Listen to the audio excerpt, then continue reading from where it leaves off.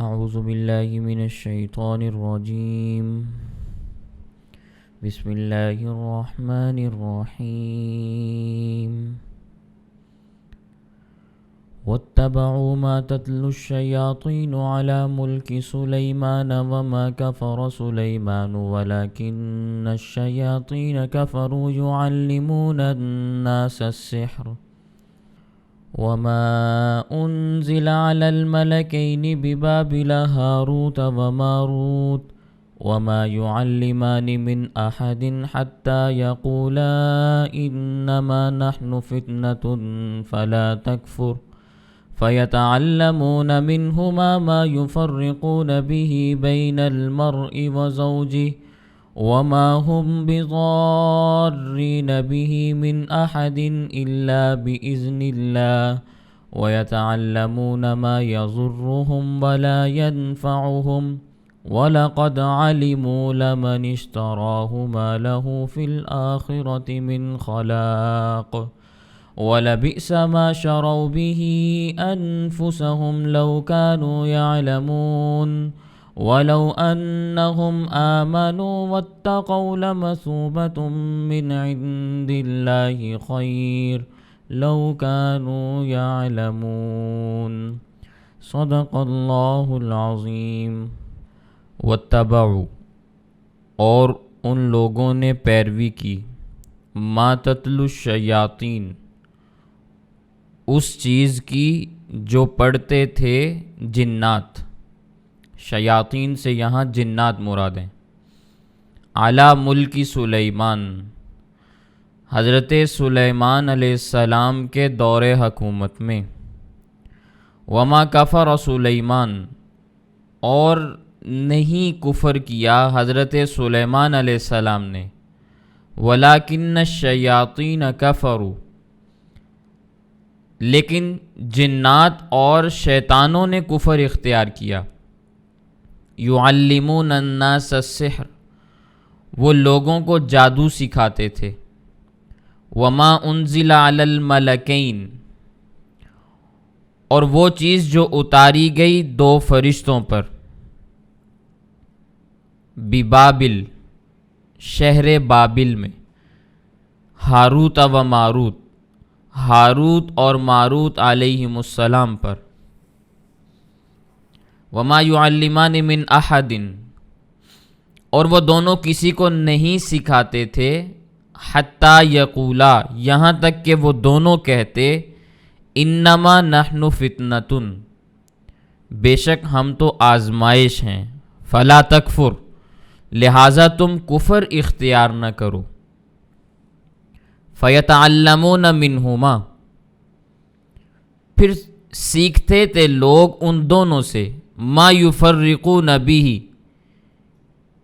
اس کے ذریعے وہ تفریق کرتے تھے، جدائیگی ڈالتے تھے، بین المرء و زوجہ، مرد اور عورت کے درمیان، وما ہم بضارین بہ، اور وہ نہیں نقصان پہنچا سکتے جادو کے ذریعے، من احدین، کسی کو بھی، الا باذن اللہ، مگر اللہ کی اجازت سے، وَيَتَعَلَّمُونَ، اور وہ سیکھتے ہیں، ما یضرہم، وہ چیز جو ان کو نقصان پہنچاتی ہے، ولا ینفعہم، اور ان کو نفع بھی نہیں دیتی، وَلَقَدْ عَلِمُوا، اور یقینی بات یہ ہے کہ وہ جانتے ہیں، لَمَنِ اشْتَرَاهُ، وہ شخص جس نے جادو کو حاصل کیا، مَا لَهُ فِي الْآخِرَةِ، نہیں ہے اس کے لیے آخرت میں، من خلاق، کوئی بھی حصہ، وَلَبِئْسَ مَا شَرَوْا بِهِ أَنفُسَهُمْ، اور بہت بری ہے وہ چیز جس کے بدلے انہوں نے اپنی جانوں کو بیچا، لَوْ كَانُوا يَعْلَمُونَ، کاش کہ وہ جانتے، وَلَوْ أَنَّهُمْ آمَنُوا، اور اگر بے شک وہ لوگ ایمان لے آتے ہیں، واتقوا، اور اللہ تعالیٰ سے ڈرتے ہیں، لمثوبۃ من عند اللہ خیر، تو پھر بہترین بدلہ ہے اللہ تعالیٰ کی طرف سے ان کے لیے، لو کانوا یعلمون، کاش کہ وہ لوگ جانتے۔ یہ ان آیات کا ترجمہ ہے جو میں نے آپ کے سامنے تلاوت کی۔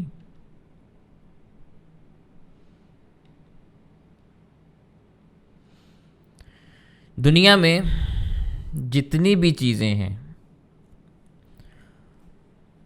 ان میں بعض چیزوں کا تعلق اسباب کے ساتھ ہے۔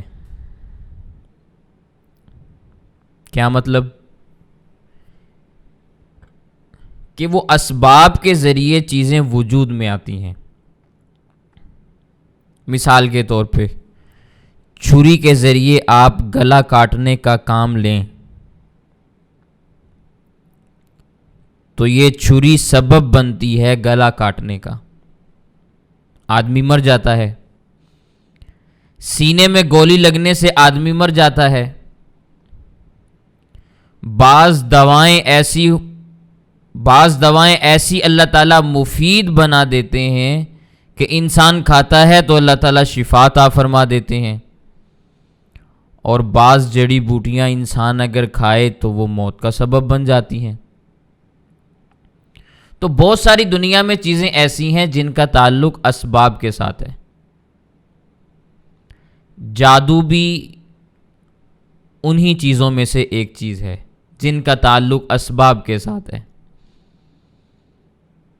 اور کچھ چیزیں دنیا میں ایسی ہیں جو اسباب سے بالاتر ہوتی ہیں، ظاہری طور پر ان کا اسباب کے ساتھ کوئی تعلق نہیں ہوتا، اللہ تعالیٰ حکم دیتے ہیں وہ چیز ہو جاتی ہے۔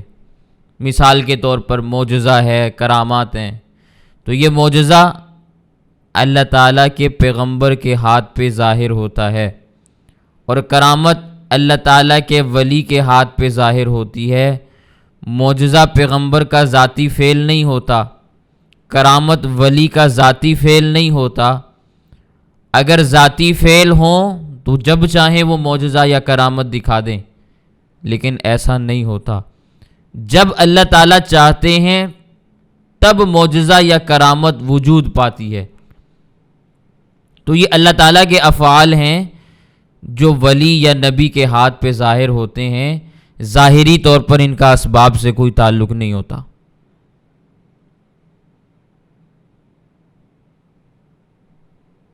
حضرت موسیٰ علیہ السلام کو اللہ تعالیٰ نے جب نبوت عطا فرمائی تو ید بیضا اور عصا مبارک کا معجزہ بھی عطا فرمایا۔ موسیٰ علیہ السلام کو حکم دیا اپنی لاٹھی پھینکو۔ موسیٰ علیہ السلام نے جب لاٹھی پھینکی تو وہ سانپ بن گئی۔ رات کا وقت تھا مگر وہاں اللہ تعالیٰ کے نور کی روشنی موجود تھی۔ جب سانپ بن گئی تو موسیٰ علیہ السلام نے کہا یہ کیا ہو گیا؟ قرآن کریم میں اللہ تعالیٰ نے وہ نقشہ بیان کیا، وَلَّا مُدْبِرًا وَلَمْ يُعَقِّبْ۔ موسیٰ علیہ السلام ڈر کے بھاگے، پیٹ پھیر کے، اور پیچھے پلٹ کے بھی نہ دیکھا کہ یہ سانپ ہے، اس سے بچنا چاہیے۔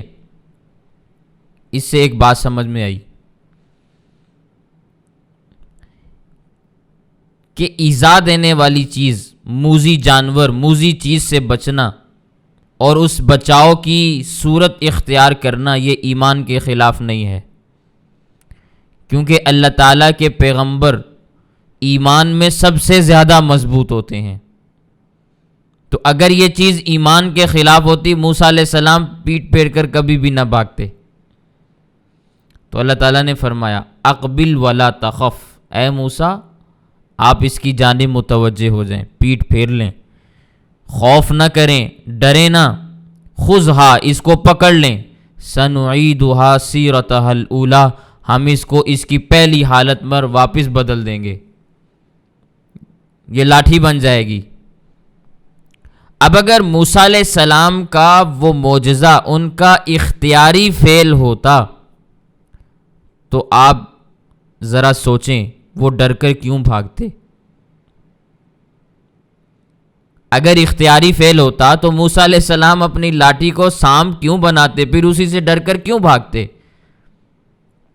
اس سے یہ بات سمجھ میں آتی ہے کہ معجزات اور کرامات کا تعلق انسان کے ساتھ نہیں ہوتا، اولیاء کے ساتھ نہیں ہوتا، انبیاء کے ساتھ اس انداز میں نہیں ہوتا کہ نبی جب چاہے معجزہ دکھا دے، ولی جب چاہے کرامت دکھا دے۔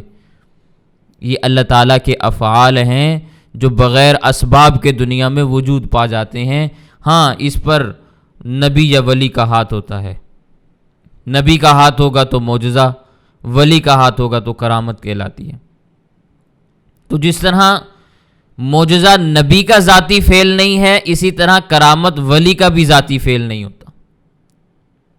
تیسرے پارے کے اندر آپ کے سامنے آئے گا حضرت مریم علیہ السلام کا تذکرہ۔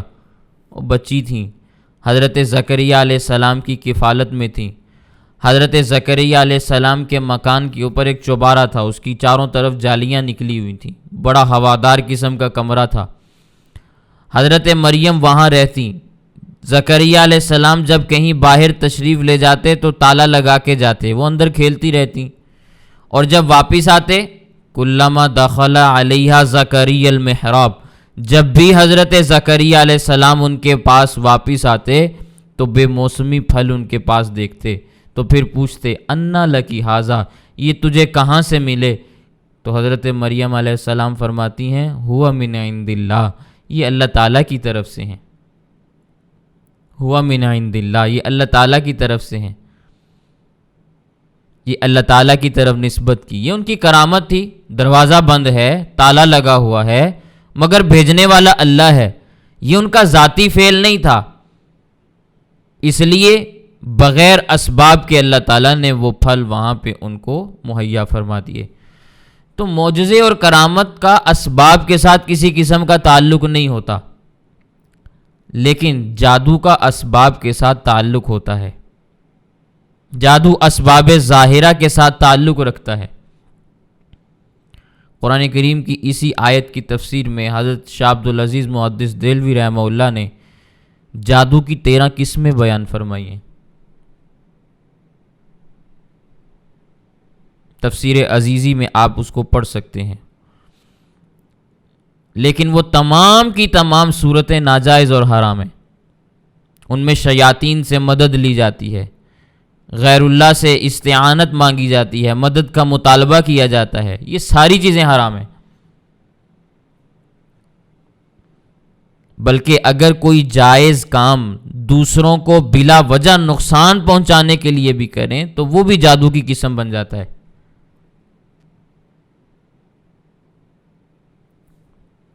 یہودیوں اور عیسائیوں نے، بلکہ ان کے علماء اور رہبان نے، ان کے پادریوں نے جادو کرنا شروع کیا، اور وہ جادو کرتے تھے۔ اس کے ذریعے سے جب وہ کرتب دکھاتے تو عوام کو وہ یہ بات کہتے کہ یہ ہماری کرامت ہے۔ کرتے جادو تھے، کہتے یہ تھے کہ یہ ہماری کرامت ہے۔ اب عوام تو بہت سطحی ذہن کے مالک ہوتے ہیں، عجیب و غریب قسم کی جب وہ چیزیں دیکھتے تو کہتے واقعی یہ پہنچے ہوئے بزرگ ہیں۔ تو اس طرح انہوں نے عوام کے ذہنوں کو بگاڑ رکھا تھا، آج بھی ایسا ہی ہے۔ پھر اس جادو کی کڑی حضرت سلیمان علیہ السلام کے ساتھ بھی ملاتے تھے کہ یہ جو ہم جادو کر کے تمہیں دکھا رہے ہیں یہ حضرت سلیمان علیہ السلام سے نقل ہوتا چلا آ رہا ہے، کیونکہ سلیمان علیہ السلام کے پاس بھی جنات کی طاقت موجود تھی۔ تو یہ اپنے اس جادو کے غیر شرعی فعل کو حضرت سلیمان علیہ السلام کی جانب منسوب کرتے، حالانکہ حضرت سلیمان علیہ السلام معصوم پیغمبر ہیں، وہ ایسا برا کام کیوں کرتے؟ اللہ تعالیٰ نے قرآن کریم میں اس بات کو رد فرمایا۔ اللہ تعالیٰ نے ارشاد فرمایا وَاتَّبَعُوا، اور ان لوگوں نے پیروی کی، مَا تَتْلُو الشَّيَاطِينُ، اس چیز کی جو شیاطین پڑھتے ہیں، جنات پڑھتے ہیں، عَلَى مُلْكِ سلیمان، سلیمان علیہ السلام کے دور حکومت میں۔ جب سلیمان علیہ السلام بادشاہ تھے، اللہ تعالیٰ نے ان کو انسانوں پر، جنوں پر، جانوروں پر، پرندوں پر بادشاہی عطا فرمائی۔ وہ جانوروں اور پرندوں کی بولیاں بھی جانتے تھے۔ اس زمانے میں جنات انسانوں کو نظر آتے تھے، اور جادو کرتے تھے تو یہودیوں کے مولوی اور ان کے پیر اس جادو کی پیروی کرتے، جو جنات پڑھتے تھے وہ یہ لوگ بھی پڑھتے، تو یوں یہ کفر کیا کرتے تھے۔ وما کفر سلیمان، اور نہیں کفر کیا سلیمان علیہ السلام نے، ولیکن الشیاطین کفروا، لیکن جنات اور شیاطین نے کفر کو اختیار کیا ہوا تھا۔ یعلمون الناس السحر، وہ لوگوں کو جادو سکھاتے تھے، اور جادو کفر ہے۔ حضرت سلیمان علیہ السلام نے نہ جادو سیکھا نہ کبھی سکھایا۔ یہ چیزیں تو ساری کی ساری جادو کی اقسام جتنی بھی ہیں یہ جنات اور شیاطین سے نقل ہوتی آ رہی ہیں۔ کرامت اور معجزے کا ان کے ساتھ کوئی تعلق نہیں ہوتا۔ اور یہ بات بھی سمجھیں کہ جس آدمی سے کوئی عجیب و غریب قسم کی چیز ظاہر ہو جائے تو اس کو ولی نہیں سمجھ لینا چاہیے۔ اگر وہ کوئی عجیب و غریب قسم کی چیز کو ظاہر کرتا ہے تو یہ اس کی ولایت کی دلیل نہیں ہے، ورنہ تو پھر دجال کو آپ رئیس الاولیاء کہیں گے کہ سارے کے سارے اولیاء کا وہ سردار ہے، کیونکہ اس جیسی عجیب و غریب حرکتیں تو کوئی بھی نہیں کر سکے گا۔ وہ بارش برسنے کا حکم دے گا، بادل اکٹھے ہو جائیں گے، بارش برسانا شروع کر دیں گے، زمین پہ پاؤں مارے گا، سونا اور چاندی زمین نکال دے گی، وہ چیزوں کو اپنے پیچھے چلنے کا اشارہ کرے گا، ساری دنیا کی چیزیں اس کے پیچھے چل پڑیں گی۔ تو اگر اسی بنیاد پہ کہ عجیب و غریب قسم کی بات کسی سے ظاہر ہو جائے تو وہ ولایت کی نشانی ہے، تو سب سے بڑا ولی پھر دجال کو ہونا چاہیے۔ لہذا کسی سے عجیب و غریب قسم کی چیزیں ظاہر ہو جائیں تو یہ اس کے ولی ہونے کی دلیل نہیں ہے، بلکہ دیکھا یہ جائے گا کہ وہ مومن ہے یا کافر ہے۔ پہلے یہ فیصلہ کیا جائے گا کہ وہ ایمان والا ہے یا کافر ہے۔ اگر وہ ایمان والا ہے تو پھر دیکھیں گے شریعت کا پابند ہے یا نہیں ہے۔ اگر شریعت کا پابند نہیں ہے تو پھر ولی نہیں ہے۔ اگر شریعت کا پابند ہے پھر اس کے ہاتھ پہ کوئی خلاف عادت بات ظاہر ہو جاتی ہے تو وہ کرامت بنتی ہے، ورنہ جو شخص شریعت کا پابند نہ ہو اس کے ہاتھ پہ کوئی چیز ظاہر ہو جائے وہ کرامت نہیں کہلاتی، استدراج کہلاتا ہے، جو شیطان کا فعل ہوتا ہے اور اس منافق اور بے ایمان کے ہاتھ پہ ظاہر ہوتا ہے، وہ کرامت نہیں ہوتی۔ یہ فرق کرنے بے حد ضروری ہیں، اور یہ فرق عوام نے کرنے ہیں۔ جنہوں نے بدھو بنانا ہے، جنہوں نے پاگل بنانا ہے، اپنے پیچھے لگانا ہے، یہ فرق وہ تو نہیں بیان کریں گے نا، یہ فرق آپ کو سمجھنا ہے۔ وما انزل علی الملکین ببابل، اور وہ چیز جو اتاری گئی دو فرشتوں پر شہر بابل میں، ہاروت و ماروت، ہاروت اور ماروت علیہم السلام پر۔ بابل ملک عراق کا بہت بڑا شہر تھا، آج بھی موجود ہے، لیکن تباہی اور بربادی کی حالت میں ہے۔ اللہ تعالیٰ اس کو پھر امن کا گہوارہ بنائے۔ بہت بڑی آبادی وہاں آباد تھی۔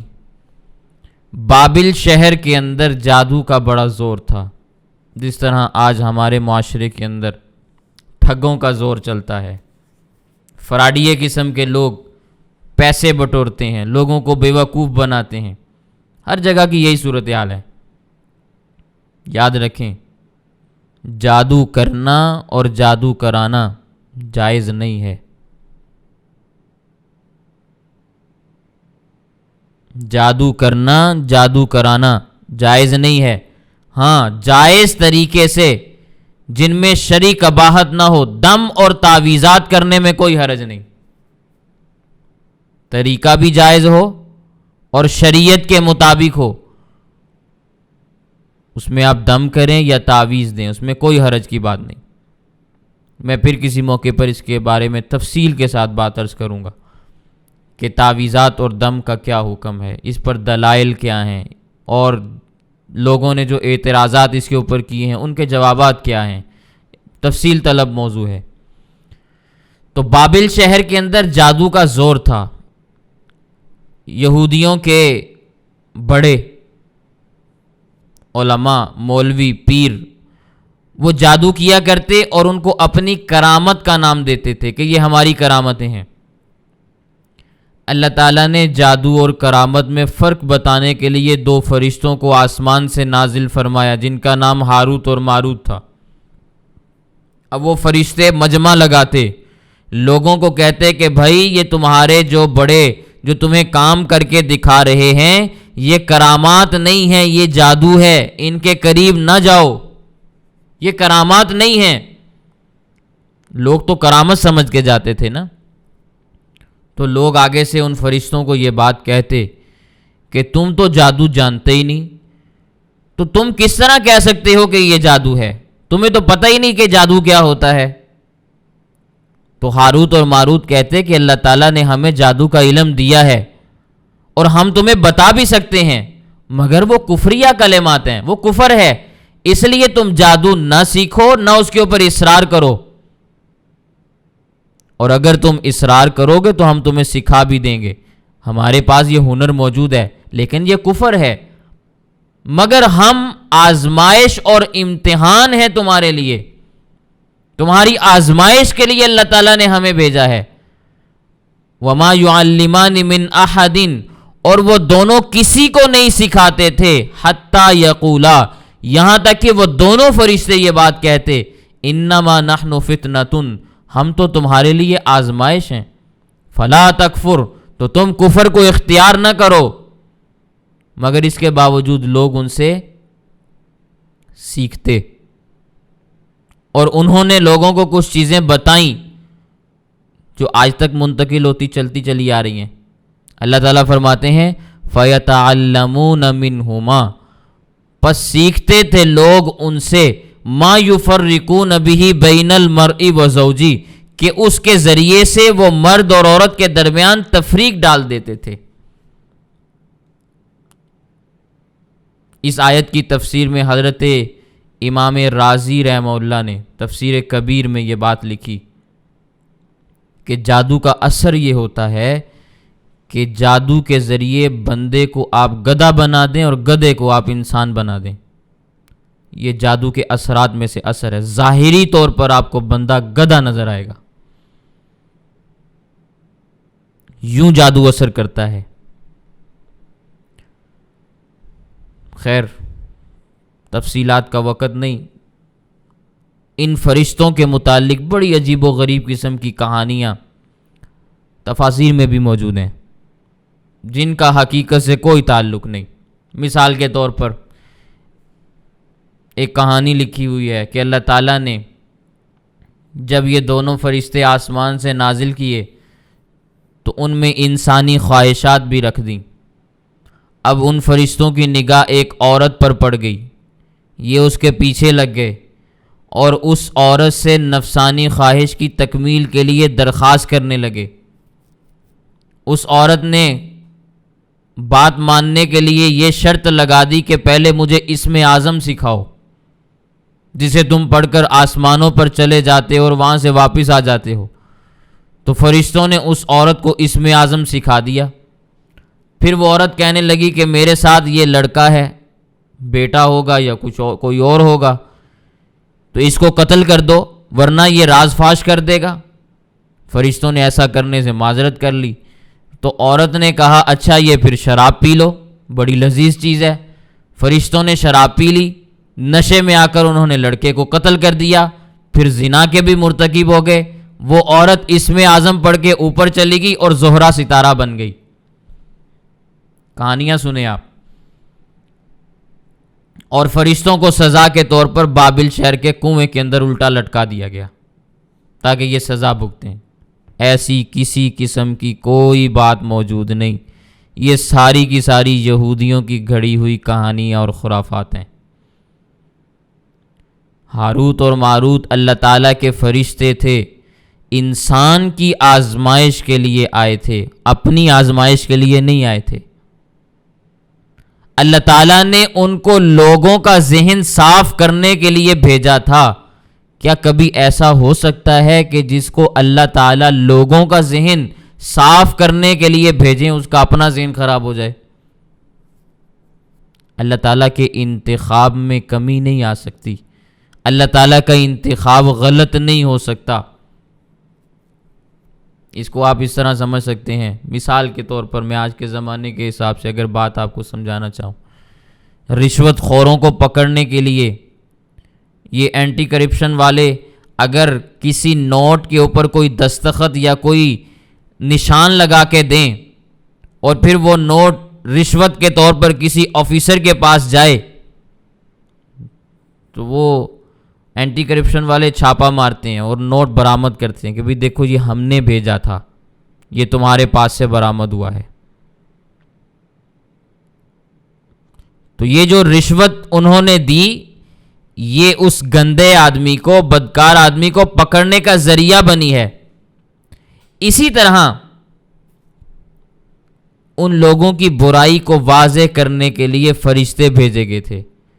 ایسا نہیں ہے کہ وہ پھر انسان بن گئے تھے اور ان کے اندر انسانی خواہشات پیدا ہو گئی تھیں اور پھر وہ گناہوں کے اندر مبتلا ہو گئے، ایسی بات ہرگز نہیں ہے۔ فرشتوں کی اللہ تعالیٰ نے قرآن میں صفت بیان فرمائی، لا یعصون اللہ ما امرہم، اللہ تعالیٰ ان کو جس کا حکم دیتا ہے وہ اس کی نافرمانی نہیں کرتے۔ فرشتوں کے اندر نافرمانی والا مادہ نہیں، وہ یہ کام نہیں کر سکتے۔ تو اللہ تعالیٰ نے یہ بات بیان فرمائی، وَمَا هُمْ بِضَارِّينَ بِهِ مِنْ أَحَدٍ، وہ فرشتے کسی کو نقصان نہیں پہنچاتے تھے جادو کے ذریعے۔ یا اسی آیت کا دوسرا معنی یہ ہے، وَمَا هُمْ بِضَارِّينَ بِهِ مِنْ أَحَدٍ إِلَّا بِإِذْنِ اللَّهِ، اللہ کے حکم کے بغیر کوئی بھی آدمی جادو کے ذریعے کسی کو بھی ذرہ برابر بھی نقصان نہیں پہنچا سکتا۔ اگر اللہ تعالیٰ کا حکم نہ ہو تو جادو کچھ اثر نہیں کر سکتا، کیونکہ ہر چیز کے اندر اثر کرنے والی ذات وہ اللہ تعالیٰ کی ذات ہے۔ آگ کا کام تھا نا جلانا، حضرت ابراہیم علیہ السلام کو آگ کے الاؤ میں ڈالا گیا، اس نے حضرت ابراہیم علیہ السلام کے جسم کے اوپر ایک بال کو بھی نہیں جلایا، کیونکہ جلانا کیا تھا، بلکہ وہ تو گل و گلزار بن گئی۔ اس کو جو حکم دیا گیا اسی کے مطابق اس نے عمل کیا، ٹھنڈی اور سلامتی والی ہو جانے کا اس کو حکم دے دیا گیا، وہ اسی طرح ہو گئی۔ وہ کیا جلاتی حضرت ابراہیم علیہ السلام کو؟ زہر کے اندر اللہ تعالیٰ نے مارنے کا اثر رکھا ہے، مگر حضرت خالد بن ولید رضی اللہ تعالیٰ عنہ نے پوری بوتل زہر کی پی لی، کوئی فرق نہیں پڑا۔ البتہ یہ ہو گیا کہ ان کو جو نزلہ اور زکام لگا ہوا تھا وہ ٹھیک ہو گیا، پہلے سے زیادہ صحت مند ہو گئے۔ حالانکہ وہ زہر جو حضرت خالد بن ولید رضی اللہ تعالیٰ عنہ کو دی گئی، اس کے اندر اثر اتنا زیادہ تھا کہ اگر ایک قطرہ بھی جسم کے اندر اتر جاتا تو اس سے ہلاک ہو جاتے، لیکن اللہ تعالیٰ کی مرضی کے بغیر کسی کو کوئی نقصان نہیں پہنچ سکتا۔ اللہ تعالیٰ فرماتے ہیں وَيَتَعَلَّمُونَ، اور وہ سیکھتے ہیں، مَا يَضُرُّهُمْ، وہ چیز جو ان کو نقصان پہنچاتی ہے۔ اور نقصان تو ہوں گے، جادو کے جتنے بھی نقصان ہیں، فائدہ تو ہے نہیں، لیکن جادو سیکھنے کا ایک سب سے بڑا نقصان یہ ہے کہ انسان کافر ہو جاتا ہے۔ کفر سے بڑا کوئی نقصان ہو سکتا ہے؟ کوئی نقصان کفر سے بڑا نہیں ہے۔ وَلَا يَنْفَعُهُمْ، اور وہ سیکھنا ان کو نفع بھی نہیں دیتا۔ چلو مالی طور پر کچھ نفع ہو بھی گیا تو اس کا کیا فائدہ؟ کافر بن کے آپ نے اگر کچھ نوٹ کما بھی لیے تو کیا حاصل کیا آپ نے؟ نتیجہ یہی ہے کہ کچھ بھی حاصل نہ ہوا۔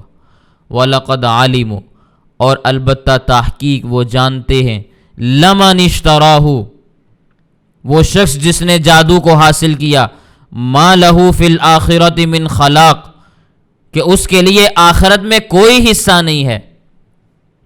وَلَبِئْسَ مَا شَرَوْا بِهِ أَنفُسَهُمْ، اور البتہ بہت بری ہے وہ چیز جس کے بدلے میں انہوں نے اپنی جانوں کو بیچا ہے۔ لَوْ كَانُوا يَعْلَمُونَ، کاش کہ وہ لوگ جانتے ہوتے۔ کہ دنیا کے تھوڑے سے فائدے کے بدلے میں وہ کافر بن گئے، ایمان کو ضائع کر لیا، آخرت برباد کر لی۔ کیا فائدہ حاصل کیا انہوں نے؟ وَلَوْ أَنَّهُمْ آمَنُوا، اور اگر وہ لوگ ایمان لے آتے، وَاتَّقَوْا، اور اللہ تعالیٰ سے ڈرتے، تقوی اختیار کرتے، کفر اور شرک سے بچتے، لَمَثُوبَةٌ مِّنْ عِندِ اللَّهِ خَيْرٌ، تو پھر اللہ تعالیٰ کی طرف سے ان کے لیے بہترین بدلہ ہوتا، بہترین قسم کی چیز اللہ تعالیٰ ان کو عطا فرماتے۔ لَوْ كَانُوا يَعْلَمُونَ، کاش کہ وہ لوگ جانتے، کاش کہ وہ لوگ جانتے اور اپنے آپ کو آخرت کے نقصان سے بچا لیتے۔ ایک مسئلہ اور بھی سمجھ لیں، کسی بھی دوسرے انسان کو تکلیف پہنچانے کے لیے جتنے بھی اعمال کیے جاتے ہیں، کسی بھی دوسرے انسان کو تکلیف پہنچانے کے لیے جتنے بھی اعمال کیے جاتے ہیں، وہ سارے کے سارے جادو کی قسم ہیں۔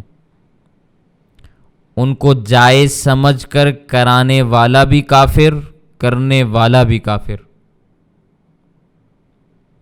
جادو کرانے والا بھی کافر، جادو کرنے والا بھی کافر، اس کے ذریعے جو کمائی ہے وہ بھی حرام کی کمائی ہے۔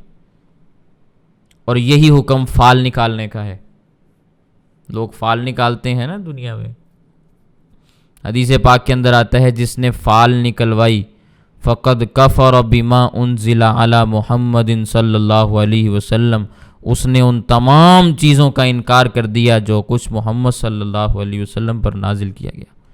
ایک فال نکلوائی اور پوری کی پوری شریعت محمدیہ کا انکار لازم آ گیا۔ مسلمان نہیں رہ سکتا، شریعت اسلامیہ کی روح سے وہ کافر ہو جاتا ہے، اس کا نکاح ٹوٹ جاتا ہے، تجدید ایمان اور تجدید نکاح ضروری ہو جاتا ہے۔ دوبارہ ایمان، کلمہ پڑھو، دوبارہ نکاح دوبارہ کرو، اور اگر تجدید ایمان نہ کیا، تجدید نکاح نہ کیا، اولاد پیدا ہو گئی تو ساری کی ساری حرام کی نسل شمار ہوگی۔ یہ بات میں نے اس لیے بیان کی، عموماً خواتین اس معاملے میں مردوں سے آگے ہوتی ہیں، خواتین اس میں زیادہ مبتلا ہوتی ہیں۔ اس لیے قرآن کریم کی ان آیات کو سمجھیں، اپنی اصلاح کریں، اللہ تعالیٰ نے جو شریعت کے احکامات دیے ہیں ان کے مطابق اپنی زندگی کو بنائیں اور سنواریں، ناجائز قسم کے اعمال، حرام قسم کے امور سے اجتناب کریں۔ قرآن کریم ہمیں اسی بات کی تعلیم دیتا ہے۔ اللہ تعالیٰ ہمیں قرآن کریم کی آیات کو صحیح انداز میں سمجھنے کی اور پھر آگے سمجھانے کی توفیق عطا فرمائے۔ وآخر دعوانا ان الحمد للہ رب العالمین۔